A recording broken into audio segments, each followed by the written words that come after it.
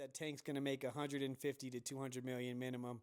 If that's the case, go get your bag, my boy. Secondly, why is it an exhibition? No commission would actually Saturday night. It was reported Sunday. This crazy incident happened with Raja Jackson, Rampage Jackson's son. Now, he was at some wrestling event, some WWE style stuff. YouTuber, this guy thought like boxed on this Misfits cards. Looks absolutely terrible, a super dork. Calls out Sean Strickland to spar him, says he'll pay him 40 grand. Get out to Vegas, my boy. We would love to see you. What's up, everybody? Happy Monday. Thank you for tuning in to another episode of the Daily Dose Podcast, episode 26. Gonna be a great one today. Don't forget to like, subscribe, and share. This podcast is sponsored by Jackpack LLC, all organically grown cannabis right here in Albuquerque, New Mexico, as well as 1GM Construction. Tap in with them for all your roofing and construction needs. Let them know you heard it on the Daily Dose Podcast for 10% off all services. Gonna be a great episode today, guys. Have the fights from this weekend to go over. No fights coming up this weekend. Tons of current topics. Let's get right into it. First thing we'll go over is the UFC fights from this weekend. Obviously, they're not going to blow your hair back. I mean, there was some pretty good ones, some interesting stuff. I mean, I guess first and foremost, the controversy with Brian Ortega. It seemed like it came out that there was reports that the fight was canceled. It was off due to this weight cut issue on Ortega's side. And then all of a sudden the fight was on, and now it's on at 153 pounds. That's not a good look. You know what I mean? He has back-to-back weight cutting issues. Seemed like he kind of just needed the paycheck, to be honest with you. So let's get into the whole card real quick, and then we'll talk about that in particular. So, there was some KOs from some people. Kyle Dawkins' KO was actually pretty good. Charles Johnson had a great KO over Loner Kavanaugh, who's a big up-and-comer. He had some momentum coming. Comes out after the fight that Charles Jourdain had a negative bank account, about to have a baby. Like, that man wasn't going to lose no matter what. So, just shows sometimes it doesn't matter what's stacked against you. Like, he needed that win. And shout-outs to him. He got it. So, pretty good win. Now, the first fight on the main card, the guy who won, it was very interesting. He had an illegal knee. I pretty much knocked Buddy out. I don't know how he continued or they let him continue, but he got finished not too long after, so that was a little wild. The Pavlich-Waldo card was decent. It's always interesting when a heavyweight fight goes the distance. It's never, like, they're usually not crazy wars because people get knocked out by then. So if they're not these big old slug knock you out, people are just, like, booing, saying they're boring. I mean, it was a decent fight, nothing crazy. So in the co-main event, Aljamain Sterling, shout-outs to him, you know what I mean? He took the fight at a bigger weight, no hesitation. Of course, he was always a bigger bantamweight, and now he's been at featherweight. So, takes the fight. Brian Ortega just literally was throwing, like, next to no punches. He was just there, and Aljo, I'd say one thing that he kind of lacks is that killer instinct. He'll stick and move. He'll hang around from the outside. If something comes up, like a submission or something like that, he'll go for it, but overall, it was a pretty boring fight. It was 5 rounds, and Ortega was just holding on the whole time. So I wouldn't be surprised being that he has pretty lackluster performances his last few fights, not just the last 2, missing weight in the last 2. I wouldn't be shocked if he gets cut from the UFC. He may get one more chance, but you know what I mean? Dana hates that stuff, So in the main event, you had Johnny Walker versus Zhang Ming Yang. I thought Zhang Ming Yang was going to knock him out. Johnny Walker looked really good. So it's interesting, they always tell you to stay at one camp. And, he's been kind of all over the world, living, training, stuff like that. He looked really good. He started hurting homie with leg kicks and then ended up stopping him. So super dope performance for Johnny Walker. I'll be curious to see where he goes forward. Of course, the title fight at that weight class is coming up. I think Yuri Prochazka is fighting Khalil Roundtree. Couple good ones for that, so we'll see what happens. That was a card from this weekend. Not too bad, decent overall. No fights coming up this weekend.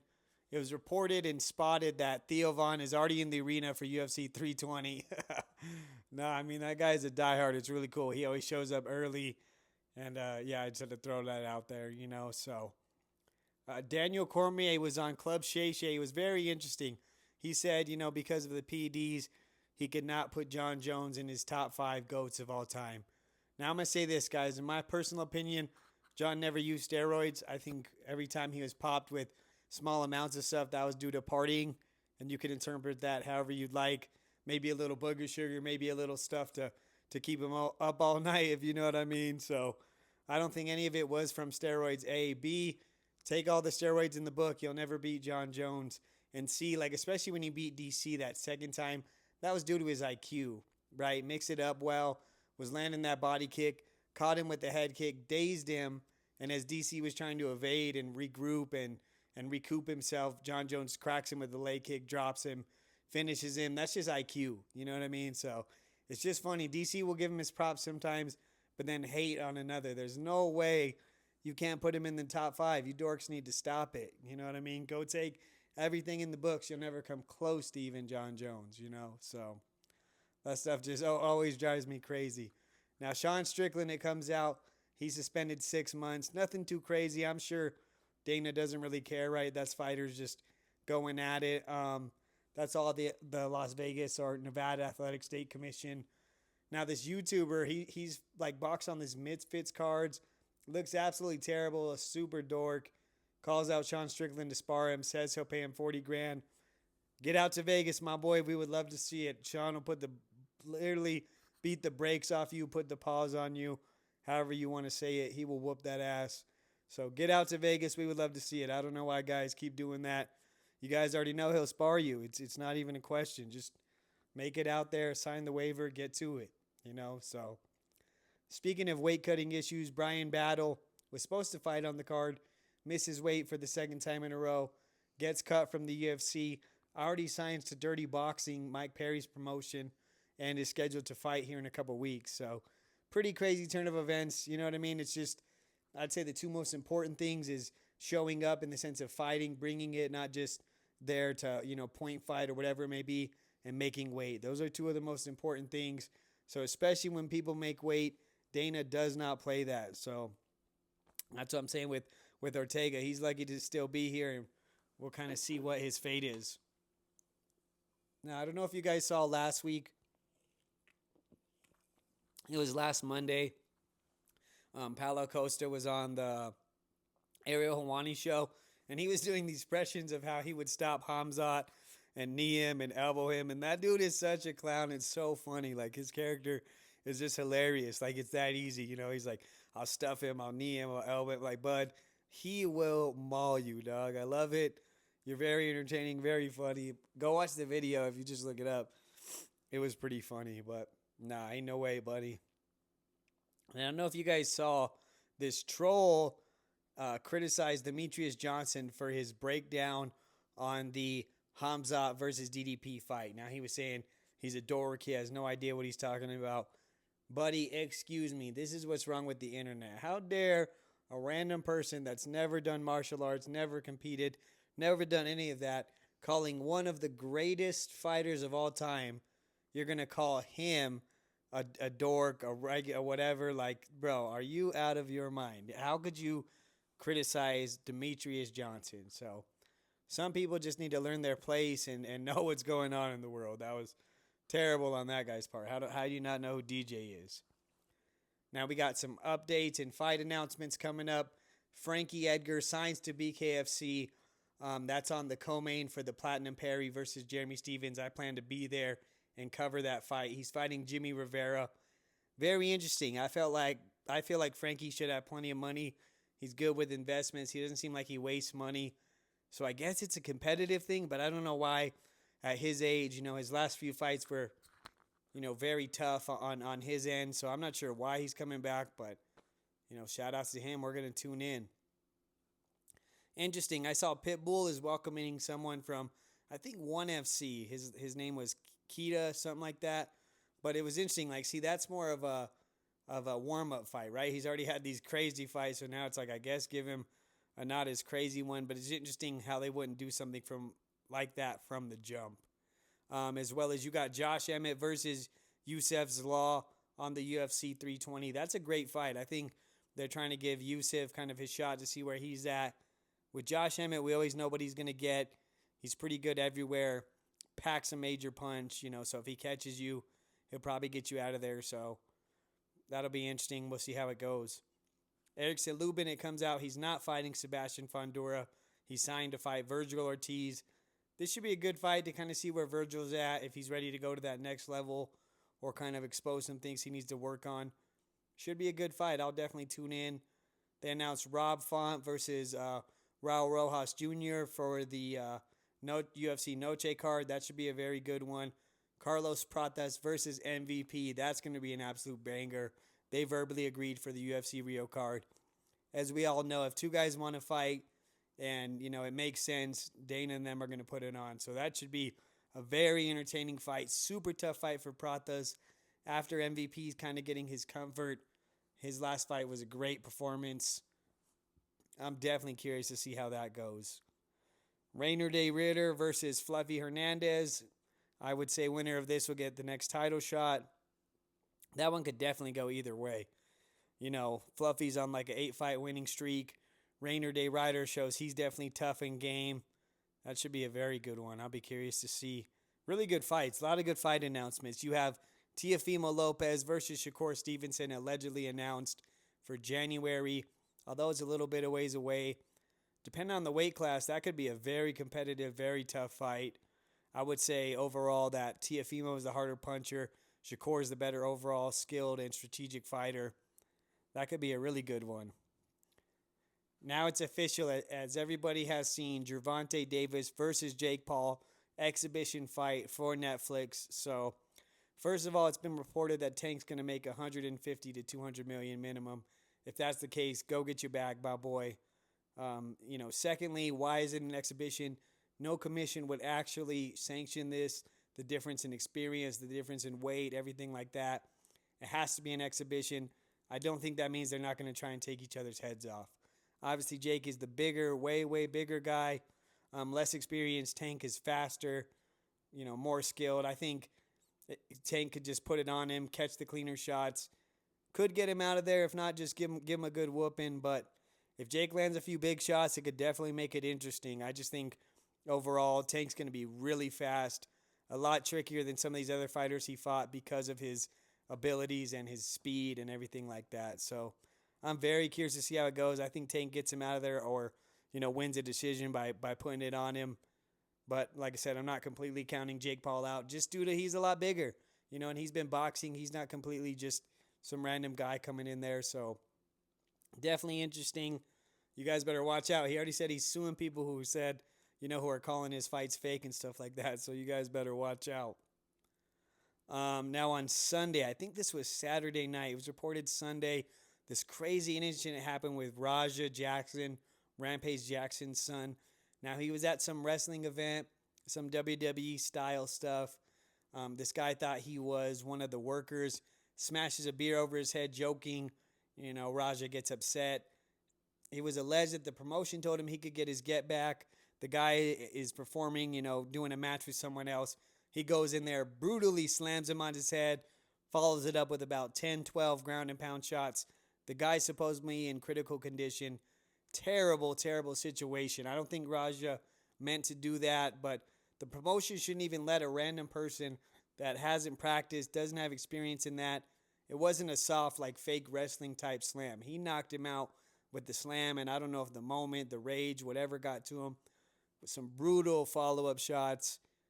If something happens to this guy, I think either way he's probably facing some jail time, if not some heavy lawsuits. Hopefully the guy lives. Again, if that was me personally, as soon as someone hits me with a beer can, I'm probably punching him right then and there. He let it boil up. He put himself in a situation he didn't have any experience in. Shame on the promotion for putting their own wrestlers in danger. Just a terrible situation. So prayers for everybody involved. Hopefully, the guy's okay and they can kind of get past it. So just a little crazy.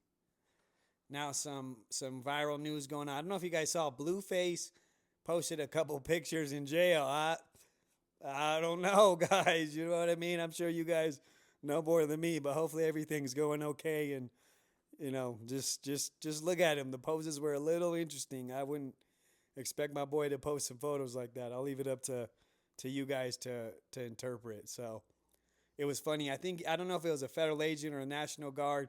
It was out in Washington D.C. This guy's arguing with somebody and just chucks a missile. I mean, a Subway footlong right at Buddy and tries to take off. Of course, he was arrested, but I want to hear the audio. What made Buddy so mad that he was like, you know what, fuck this, and just threw a Subway sandwich at him? I mean, it was hilarious to see. He tried to run, very sorry, and of course he was detained. So I don't know what makes people lose their mind like that. I don't know what you think is going to happen or what you're going to get out of that situation, but, you know, if they want to be petty with it, they're going to give you assault on an officer, buddy. So I hope it was worth it. Now, Sha'Carri Richardson was arrested after this incident where their boyfriend at LAX pushes him up against the wall, kind of smacking him, yelling at him. Crazy. Like, you know, if that's how she's treating him in public, I could only imagine what she does behind, you know, closed doors. And just imagine if it was the other way around. They would be demanding 25 years to life. It's been pretty low key as far as I haven't seen nearly as much coverage if it was the other way around. So it's always interesting. Props to him for keeping his composure. You know, didn't do anything that would put him in a bad position. You know, now she's apologized. She's been arrested. Just a crazy situation. Something now, guys, I say stuff that is just talking shit, being funny, so relax, guys. But you know what's interesting these days? I remember when I was a young man, if you mistakenly left something outside or, you know, if you needed electronics for the low, whatever it may be, the crackheads got you, you know, and these fentanyl heads are lazy. Like I had moved a couple months ago. I left a bunch of junk outside of my house hoping it would get stolen. They didn't even blink. They didn't even look at it. I had an empty 75-inch TV box. Back in the day, crackheads would have filled that with sand, try and pawned it, whatever it may be. These guys didn't do nothing to it. So, man, I don't know what's up, but these guys are just lazy. Now, I don't even know what to say on this one, guys, but, I mean, I guess that's just the times we're in. Both the Vikings, and I don't know if it was the Patriots or the Giants, but they have male cheerleaders. And I'm not talking about the guys wearing regular clothes that hold the chicks up. These dudes are wearing the half shirts, the skirts and pom-poms. Get the fuck out of here, guys. Like, I don't know what's going on. I am not going to an NFL game if that's what I'm going to see on the sideline. You guys are tripping. You know what I mean? There's a time and a place for stuff. Do you? There's kids at the game. Don't nobody want to see that. You guys are tripping. That needs to be fixed immediately. So, pretty crazy. NASA discovers a perfectly trillion cut rectangular iceberg out in the middle of nowhere. Perfect shape, perfect cuts. I don't know, guys. I'm not a conspiracy guy, but stuff like that, if it doesn't make sense, it doesn't make sense. So I don't know who put that there, who carved it, who cut it. Definitely an interesting one. I'll let you guys look that up and kind of see. So as we get towards the end, guys, great pod. Went over the fights from this weekend. They were all right. Like I said, I think they were catering to that side of the world. They weren't necessarily terrible. That one guy that got his face sneed off, he should have just took the DQ. And Ortega, you just showed up for a paycheck. We don't know his situation. Maybe he has to. But I know the UFC doesn't like that stuff. So we'll see. After that, we got some fights, not this weekend, but the following. Still have a pod next week. Before we get out of here, of course, the message of the week. People don't really care enough to do something or help. You could be down and out on your last dollar, about to lose everything, and they'll tell you to stay strong. You got this. Be faithful. So, guys, do yourself a favor. Save yourself and don't depend on anybody. Because there's going to be plenty of situations and moments and things in life where that's all you got. And it's enough if you build the right person. So keep that in mind. Some of the people that are in a position to help you, that tell you they got you, will leave you hanging when you need someone the most. So keep that in mind, guys. That's a wrap on episode 26. Don't forget to like, subscribe, and share. Thank you so much for tuning in to the Daily Dose Podcast. See you guys next week.